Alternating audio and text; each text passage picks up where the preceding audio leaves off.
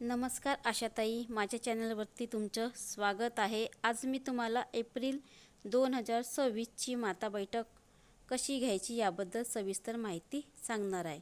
तर आपल्याला प्रत्येक महिन्याला 3 माता बैठक घ्यायची आहेत। तर याच्या अगोदरचा जो माझा व्हिडिओ आहे ती पहिली माता बैठक आहे। आजची जो व्हिडिओ आहे हा माता बैठक दुसरी।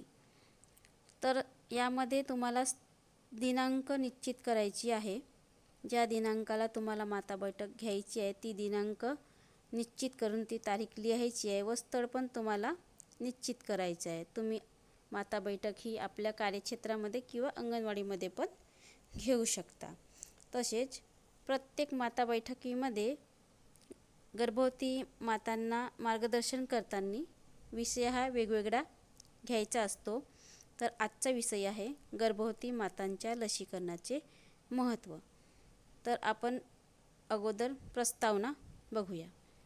गर्भधारणा ही प्रत्येक स्त्रीच्या आयुष्यातील अतिशय संवेदनशील आणि महत्त्वाची अवस्था आहे। या काळात आईच्या आरोग्याबरोबरच गर्भातील बाळाचे आरोग्य देखील तितकेच महत्त्वाचे असते। त्यामुळे गर्भवती महिलांनी स्वतःची विशेष काळजी घेणे गरजेचे आहे। या काळात योग्य आहार, विश्रांती आणि नियमित तपासणीसोबतच लसीकरण हे अत्यंत आवश्यक घटक आहे। गर्भवती मातांच्या लसीकरणामुळे आई आणि बाळ दोघांनाही अनेक गंभीर आजारापासून संरक्षण मिळते। तर ही झाली प्रस्तावना। आपण आता बघूया लसीकरण म्हणजे नेमकं काय असते। तर सर्वप्रथम लसीकरण म्हणजे काय हे समजून घेणे आवश्यक आहे। लसीकरण म्हणजे शरीरात अशा औषधाचा म्हणजेच लसींचा समावेश करणे ज्यामुळे शरीराची रोगप्रतिकारक शक्ती वाढते आणि विशिष्ट रोगापासून बचाव होतो। गर्भवती महिलांना दिल्या जाणाऱ्या लसी त्यांच्या आणि त्यांच्या बाळाच्या सुरक्षिततेसाठी अत्यंत उपयुक्त ठरतात। तर हे झाले लसीकरण म्हणजे काय। आता आपण पाहूया गर्भवती मातांच्या लसीकरणाचे महत्त्व। म्हणजे गर्भवती मातांना जे आपण लसीकरण करतो ते का महत्त्वाचे आहे। तर आपण मुद्देसूद बघूया। पहिलं पॉइंट आहे आई व बाळाचे दुहेरी संरक्षण। गर्भवती महिलेला दिलेले लसीकरण केवळ तिचेच नव्हे तर गर्भातील बाळाचेही संरक्षण करते। आईच्या शरीरात तयार होणारी प्रतिकारशक्ती बाळापर्यंत पोहोचते। दुसरं पॉइंट आहे रोगप्रतिकारक शक्ती वाढते।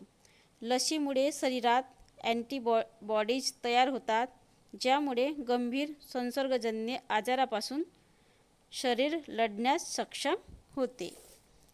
तिसरं पॉइंट आहे टिटॅनस म्हणजेच धनुर्वात पासून संरक्षण। प्रसूती दरम्यान स्वच्छतेचा अभाव असल्यास टिटॅनसचा धोका वाढतो। लसीकरणामुळे आई व नवजात बाळ दोघेही या जीवघेण्या आजारापासून सुरक्षित राहतात। चौथं पॉइंट आहे TB लसीचे महत्त्व।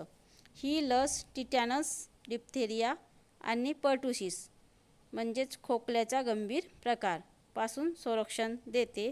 विशेषतः पर्टुसिस नवजात बाळासाठी खूप धोकादायक असतो। पाचवं पॉइंट आहे इन्फ्लुएंजा म्हणजेच फ्लू पासून बचाव। गर्भवती महिलांची प्रतिकारशक्ती कमी झालेली असते त्यामुळे फ्लूचा धोका जास्त असतो। लसीमुळे ताप, श्वसनाचे त्रास यासारख्या गुंतागुंती टाळता येतात।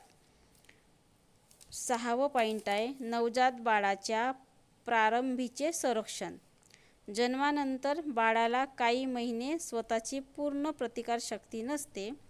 आईकडून मिळालेल्या अँटीबॉडीजमुळे बाळाला सुरुवातीला संरक्षण मिळते। सातवं पॉइंट आहे माता मृत्यू व बाल मृत्यू दर कमी होतो। योग्य लसीकरणामुळे संसर्गजन्य आजार कमी होतात ज्यामुळे आई व बाळाचा मृत्यूदर कमी होण्यास मदत होते। आठवं पॉइंट आहे प्रसूतीतील गुंतागुंत कमी करते। लसीकरण घेतल्यामुळे संसर्ग टाळले जातात आणि प्रसूती अधिक सुरक्षित होते। नववं पॉइंट आहे पूर्णपणे सुरक्षित प्रक्रिया। डॉक्टरांच्या सल्ल्यानुसार दिलेले लसीकरण आई व बाळासाठी सुरक्षित असते आणि त्यांचे दुष्परिणाम अत्यल्प असतात. 10वा पॉईंट आहे, गैरसमज दूर करणे आवश्यक. काही लोकांमध्ये लसीकरणामुळे गर्भपात होतो किंवा बाळाला त्रास होतो असे गैरसमज असतात, पण हे पूर्णपणे चुकीचे आहे. 11वा पॉईंट आहे, सरकारी सुविधा उपलब्ध. शासकीय दवाखाने व प्राथमिक आरोग्य केंद्रामध्ये गर्भवती महिलांना आवश्यक लसी मोफत दिल्या जातात. 12वा पॉईंट आहे, आरोग्य कर्मचाऱ्यांची भूमिका. आशा कार्यकर्त्या, नर्स व अंगणवाडी सेविका महिलांना योग्य माहिती देतात आणि लसीकरणासाठी प्रोत्साहित करतात. 13वा पॉईंट आहे, ग्रामीण भागात अधिक महत्त्व. ग्रामीण भागात स्वच्छता व आरोग्य सुविधा मर्यादित असल्याने लसीकरण अत्यंत आवश्यक ठरते. 14वा पॉईंट आहे, समाजाच्या आरोग्यासाठी फायदेशीर. निरोगी आई व बाळामुळे संपूर्ण कुटुंब आणि समाजाचे आरोग्य सुधारते. 15वा पॉईंट आहे, भविष्यासाठी गुंतवणूक. निरोगी बाळ म्हणजे देशाचे निरोगी भविष्य. लसीकरण हा आरोग्यदायी समाज घडवण्याचा महत्त्वाचा पाया आहे. म्हणजेच निष्कर्ष काय आहे की गर्भवती मातांचे लसीकरण हे सोपे, सुरक्षित आणि अत्यंत प्रभावी साधन असून आई व बाळाच्या निरोगी आयुष्यासाठी ते अत्यावश्यक आहे. तर मैत्रिणींनो, ही झाली आपली माता बैठक. तर त्यामध्ये उपस्थित गरोदर माता, स्तनदा माता व लहान बाळांच्या माता यांचे नावे व सही घ्यावी. तसेच ही माता बैठक त्यांना कशी वाटली, त्यांचे काही प्रश्न असतील तर त्याचे उत्तर द्यायचे आहे व आपल्याला समोरची माता बैठक कोणत्या तारखेला व कुठे घ्यायची आहे याचे नियोजन सांगायचे आहे व सर्वांना धन्यवाद करून माता बैठक संपवायची आहे. तर या प्रकारे आपल्याला प्रत्येक महिन्याला माता बैठक घ्यायची आहे. जर माझी माहिती तुम्हाला आवडली असेल तर माझ्या चॅनलला सबस्क्राईब करा, शेअर करा, फॉलो करा, लाईक करा. धन्यवाद ताई.